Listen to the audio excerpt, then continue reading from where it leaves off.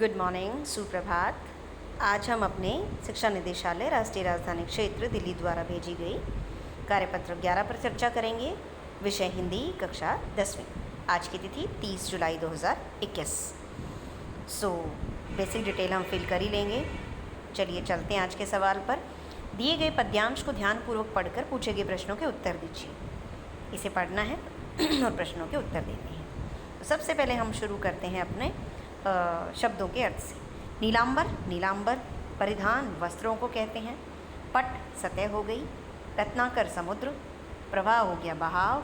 पयोद बादल। सर्वेश ईश्वर। और रज हो गई धूल। तरणी सूरज। इस तरह से हम देख लेंगे। चलिए शुरू करते हैं। साथ साथ सवालों पे भी नज़र मार लेते हैं। प्रस्तुत काव्यांश में हरित पट किसे कहा गया है, अपने शब्दों में लिखना है हमने। ठीक है, तो देखिए, नीलांबर परिधान। नीला अंबर आसमान परिधान है किसका? अच्छा, सबसे पहले हम बात कर लें इसको पढ़ने से पहले कि ये जो कविता का अंश है ये मातृभूमि कविता से लिया गया है और इसके जो कवि हैं वो मैथिली शरण गुप्त हैं। ये जो हमें दिख रहा है प्रश्न 5 को हम सॉर्ट आउट कर लेते हैं पहले। ये मैथिली शरण गुप्त जी हैं। ठीक है, इस कविता के कवि, मातृभूमि कविता है, इसके कवि मैथिली शरण गुप्त जी हैं और इन्हें राष्ट्र कवि की उपाधि दी गई है। मतलब ये राष्ट्र से रिलेटेड बहुत सारी कविताएं इन्होंने लिखी है ना, तो इसीलिए इनको राष्ट्र कवि की उपाधि दी गई है। चलिए, इनकी रचनाएं राष्ट्र को समर्पित है, एक तरह से हम ये कह सकते हैं। ठीक है, चलिए शुरू करते हैं। 5वां सवाल हमने देख लिया है ना, उसको सॉर्ट आउट कर लिया है। चलिए, नीलांबर परिधान हरित पट पर सुंदर है, हमारी मातृभूमि के बारे में लिखा गया है। इसे पढ़ के हमें जो है गर्व होता है, एक तरह से हमारे मन को बहुत ज़्यादा खुशी मिलती है। यस, चलिए शुरू करते हैं।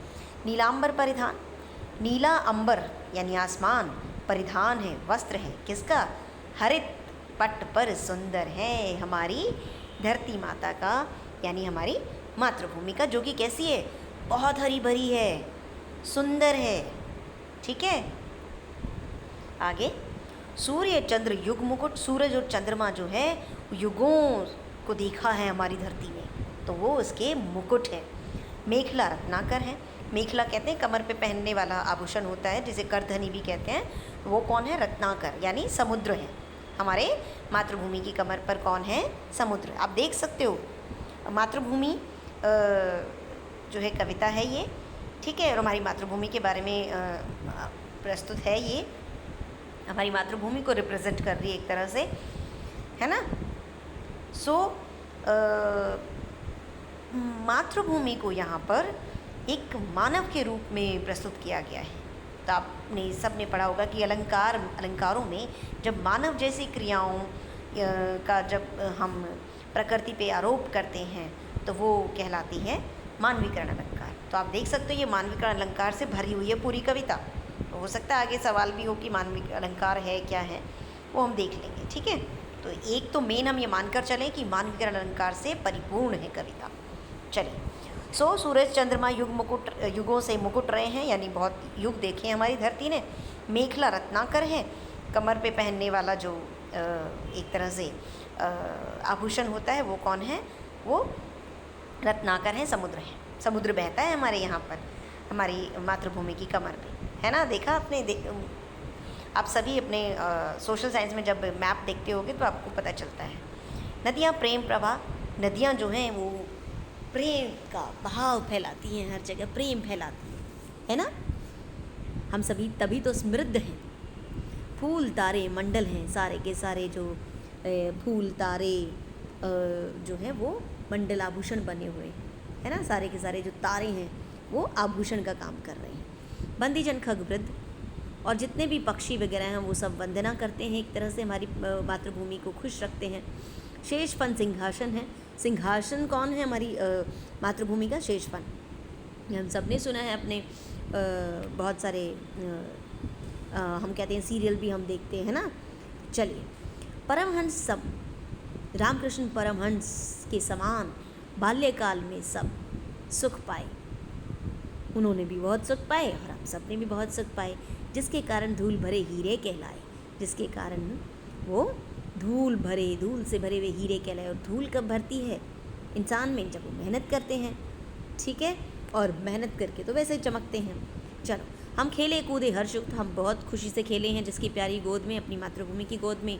हे मातृभूमि तुझको निरख, हे मातृभूमि तुझको निरख कर देख कर मग्न क्यों न हो मोद में, हमें क्यों नहीं मोह होगा, आनंद होगा, है ना। निर्मल तेरा नीर अमृत के सम उत्तम है, और तेरा जो नीर है, जो जल है, वो अमृत के समान उत्तम है। शीतल मंद सुगंध, धीमी और सुगंध से भरी हुई पवन हर लेता श्रम है, चलती रहती है यहाँ पर, और सारे के सारे श्रम को, जो हम श्रम से थक जाते हैं, है ना, तो उस सारी थकावट को दूर कर देती है ये हवा। षट ऋतुओं का विविध दृश्य युक्त अद्भुत क्रम है। 6 ऋतुओं का जो ये क्रम हमें देखने को मिलता है अपने यहाँ पर धरती पर, अपने देश में, तो ये बहुत अद्भुत है। हरियाली का फर्श नहीं मखमल से कम है, हरियाली मखमल के समान है। करते अभिषेक पयोध हैं, और अभिषेक कौन करते? हमारी मातृभूमि का बादल। बलिहारी इस वेश की, और इस वेश पर मैं बलिहारी जाऊं, है ना, बहुत खुश होता हूँ मैं। हे मातृभूमि तू सत्य ही सगुण मूर्ति सर्वेश की, हे मातृभूमि जब जब मैं तुम्हें देखता हूँ तू सत्य की, सारे गुणों से परिपूर्ण सर्वेश्वरम ईश्वर की मूर्ति है, जिसकी रज में लोट लोट कर बड़े हुए हैं, जिसकी धूल में हम लेट लेट कर बड़े हुए हैं। एक तरह से हम ईश्वर की गोद में लेट कर बड़े हुए हैं। घुटनों के बल सरक सरक कर खड़े हुए हैं, हमने घुटनों के बल सरक सरक के खड़े हुए हैं हम लोग, है ना। जब हम बच्चे होते हैं घुटनों के बल सरक सरक के चलते हैं। सुचि सुधा सींचता रात में तुझ पर चंद्र प्रकाश है ना। चंद्र प्रकाश रात में सींचता रहता है मातृभूमि को। हे मातृभूमि दिन में तरणी करता तम का नाश है, दिन में जो सूरज है वो तम का, अंधेरे का नाश करता है। जिस पृथ्वी में मिले हमारे पूर्वज प्यारे, उससे हे भगवान कभी हम न रहे न न्यारे, कभी भी अलग ना हो। लौट लौट कर वही हृदय को शांत करेंगे, आपके धूल में लेट लेट कर ही हम अपने हृदय को शांत करेंगे। जब भी हम परेशान होंगे या कोई भी बात होगी, उसमें मिलते समय मृत्यु से नहीं डरेंगे, और जब हम उसमें मिलेंगे मातृभूमि में तो मृत्यु से कभी नहीं डरेंगे, है ना। लौट लौट कर हृदय शांत वहीं होगा, और जब ऋतु आएगी तो मिल जाएंगे उस मातृभूमि की धूल में। जब पूरे सन जाएंगे, होकर भवबंधन मुक्त हम आत्मरूप बन जाएंगे, है ना। तो ये हमारी कविता बहुत सुंदर कविता है। चलिए जल्दी जल्दी हम अपने सवालों पर आ जाते हैं। पहला सवाल तो हमने कर ही लिया था। प्रस्तुत काव्यांश में हरित पट किसे कहा गया? हमारी मातृभूमि को कहा गया है। हरित सतह है उसकी, हरियाली से परिपूर्ण है। कवि ने अपनी मातृभूमि की किन किन विशेषताओं का वर्णन किया है, तो ये आप बता ही सकते हो कि किन किन विशेषताओं का वर्णन किया है ना। कि हरी भरी हमारी मातृभूमि है, आकाश नीले रंग का है, वो वस्त्रों की तरह सुशोभित होता है, सूरज चंद्रमा इसके मुकुट रहे हैं, समुद्र जो है वो करधनी आभूषण है, नदियाँ प्रेम प्रवाह है, फूल फल तारे आभूषण हैं, और ये सब ईश्वर की साकार मूर्ति है। ये सब हम लिख देंगे, ठीक है। चलिए, कवि ने मातृभूमि को ईश्वर का साकार रूप किस आधार पर बताया? तो ये हम कह सकते हैं कवि ने मातृभूमि को ईश्वर का साकार रूप बताया, क्योंकि कैसे बताएंगे, ये रहा जो भी हमने बात करी वही सब आ जाएगा, है ना। कि मातृभूमि को कवि ने ईश्वर का रूप बताया क्योंकि ईश्वर की तरह ही मातृभूमि का मुकुट सूरज है, चंद्रमा है, और शेषनाग का फन सिंहासन है, बादल निरंतर जिसका अभिषेक करते हैं, पक्षी चहचहाते हैं, इसीलिए ईश्वर का रूप बताया, है ना। प्रस्तुत कविता में किस रस और अलंकार का प्रयोग हुआ है? तो हम कह सकते हैं प्रस्तुत कविता में जो श्रृंगार रस का यूज़ हुआ है ना, और साथ में अलंकार मानवीकरण अलंकार हम कह सकते हैं, साथ में अनुप्रास अलंकार भी कहेंगे, ठीक है। ये यहाँ से हम लोग देख सकते हैं। श्रृंगार रस और मानवीकरण तथा अंत्यानुप्रास अनुप्रास अलंकार को ही कहते हैं, हुआ है। श्रृंगार रस का स्थायी भाव रति होता है, इसमें सौंदर्य और प्रेम का वर्णन किया जाता है, इसलिए यहाँ पर यह हमें देखने को मिला, है ना। मानवीकरण तो हमने पहले भी बात कर ली है, और अंत्यानुप्रास कहते हैं जहाँ एंड में, देखो सारे में एंड में सुंदर है, रत्नाकर है, मंडल है, सिंहासन है, गोद में, मोद में, उत्तम है, श्रम है, क्रम है, जब इस तरह से आवृत्ति होती है ना लगातार, एंड सेम से होता है, सेम वर्ण से, तो वहाँ अंत्यानुप्रास होता है। अंत्या मीन्स अंत में अनुप्रास है, ठीक है। चलिए, तो ये हमने कर ही लिया था प्रश्न नंबर 5। यहाँ पर जिस प्रकार प्रकृति के पर्यायवाची शब्द हैं स्वभाव, फितरत, प्रवृत्ति, मनोवृत्ति, मिजाज, उसी तरह निम्नवत शब्दों के पर्यायवाची शब्द लिखिए। तो हम वो लिख लेंगे। चलिए देख लेते हैं। सुधा कहते हैं अमृत को, पीयूष को सोम, परिधान होता है वस्त्र, पट चीर, नीर होता है जल, पानी सलिल, खग पक्षी, पंछी परिंदा, तरनी कहते हैं दिनकर, दिवाकर, भास्कर, सूर्य। ठीक है, तो ये हमारा ये वाला सवाल है, पर्यायवाची शब्द हैं जिनके पूछे गए हैं। नेक्स्ट है ये प्रकृति से संबंधित एक कविता की रचना कीजिए। ये गतिविधि है और आप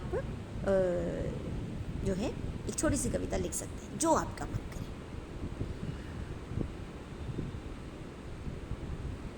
आज वर्षा रानी आई हैं और पेड़ पौधे सब वर्षा रानी का स्वागत कर रहे हैं, नाच रहे हैं, हंस रहे हैं। इस तरह से आप कोई भी कविता लिख सकते हैं। ठीक है, चलिए। सो ये हमारी आज की वर्कशीट, आशा करती हूँ आपको बहुत अच्छे से समझ में आई होगी। थैंक यू सो मच, धन्यवाद।